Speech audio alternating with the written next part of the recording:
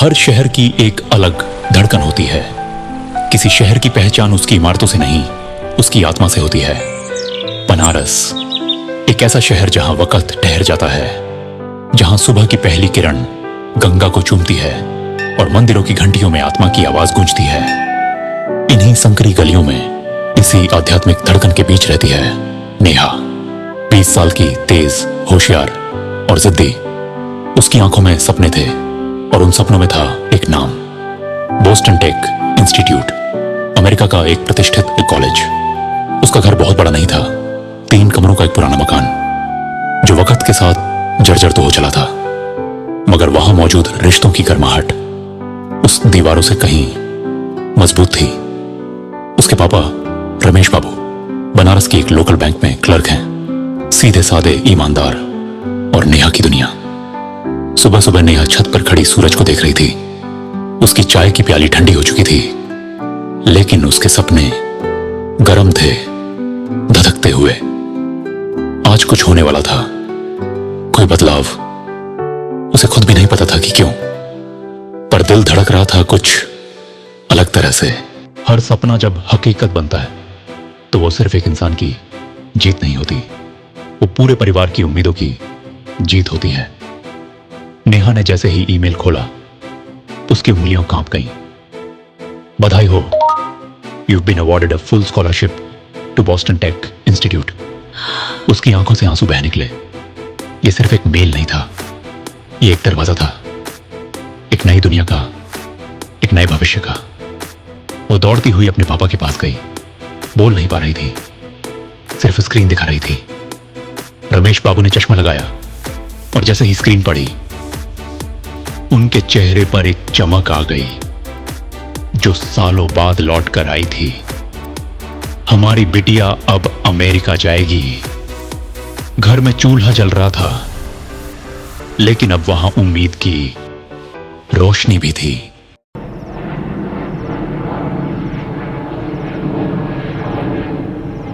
जैसे ही Neha Boston airport से बाहर निकली, उसकी आंखें फैल गईं। लंबी लंबी इमारतें, तेज हवाएं और हर कोई जैसे किसी मशीन की तरह भाग रहा हो। यहां कोई किसी को नहीं देखता, ना जानता, ना पहचानता। अभी कुछ दिन पहले तक वो गंगा किनारे चाय पीती थी और आज स्टारबक्स में उसके हाथ में विदेशी कॉफी थी, जिसकी कीमत में उसके बनारस वाले ठेले से 12 चाय मिल जाती। कैंपस एक सपने जैसा था। Digital lecture halls, AI labs, drones उड़ते हुए और स्मार्ट ग्लास पहनकर क्लास अटेंड करते छात्र। उसने अपने कमरे की खिड़की से नीचे देखा, हर कोई अपनी दुनिया में मस्त। नेहा को लगा जैसे वो एक फिल्म के बीच में आ गई है, पर यह फिल्म नहीं थी, ये शुरुआत थी। उस रात नेहा ने अपना लैपटॉप खोला। असाइनमेंट्स की भरमार थी और दिमाग थका हुआ। तभी एक मेल आया, आपके छात्र विवरण पुराने हो गए हैं, click here to update immediately. Mail college portal जैसा दिख रहा था, लोगो सही था, लेआउट भी एकदम वैसा ही। थकावट में बिना सोचे समझे उसने क्लिक किया और जैसे ही उसने अपनी आईडी डाली, कुछ नहीं हुआ, ना कोई कंफर्मेशन, ना रीडायरेक्ट।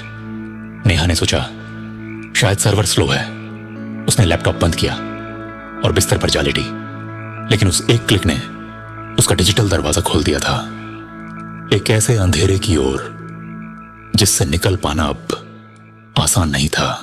उधर नेहा अमेरिका में पहली कोडिंग क्लास ले रही थी, इधर बनारस में पापा का फोन बार बार वाइब्रेट हो रहा था।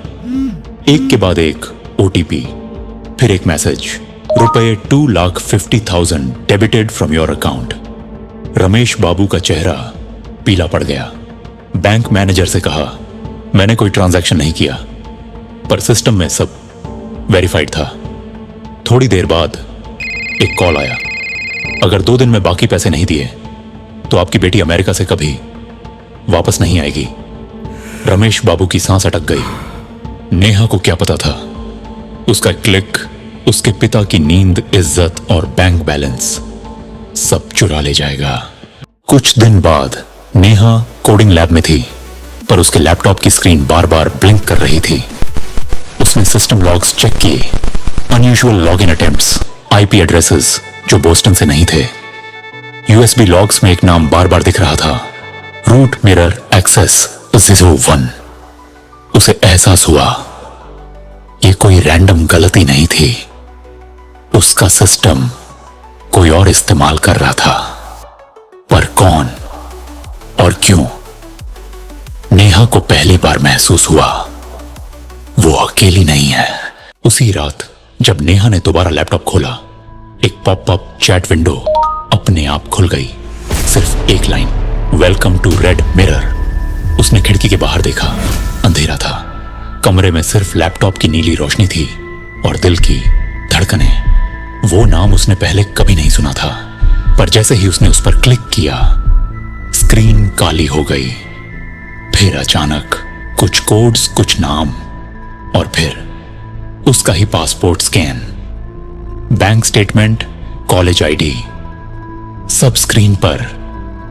किसी ने सब कुछ चुरा लिया था और अब उसे दिखा रहा था।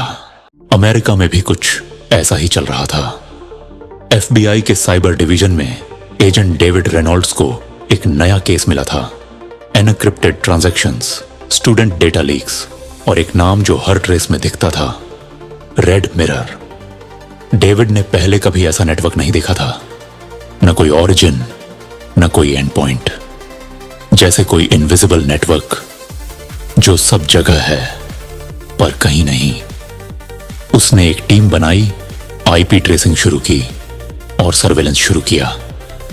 उसे नहीं पता था कि अगला टारगेट एक इंडियन स्टूडेंट थी, नेहा।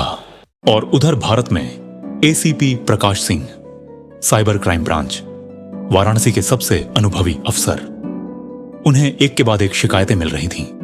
अचानक खातों से पैसे निकलना, इंटरनेशनल ट्रांसफर और कॉल्स जिनका कोई सोर्स नहीं। जब उन्होंने इन्वेस्टिगेशन शुरू की तो हर ट्रेल एक ही जगह जाकर रुकता, encrypted ID RM00 X India. Red mirror का इंडियन नोड एसीपी सिंह को लगने लगा था यह कोई छोटा गैंग नहीं है, यह एक सिस्टम है। नेहा बोस्टन में बैठी अपने कंप्यूटर पर कुछ ट्रेस कर रही थी। एसीपी प्रकाश सिंह भारत में साइबर लॉग्स क्रॉस मैच कर रहे थे और एफबीआई एजेंट डेविड यूएस के डेटाबेस में खुद को खो चुका था। तीनों अलग अलग थे, अलग वक्त में, अलग दुनिया में। फिर भी उनकी स्क्रीन पर एक ही नाम उभर रहा था, रेड मिरर। यह कोई हैकर नहीं था, यह एक परछाई थी जो पहचान चुराती थी, अस्तित्व मिटाती थी। कहानी अभी शुरू हुई है और सवाल सिर्फ एक है, रेड मिरर आखिर है क्या?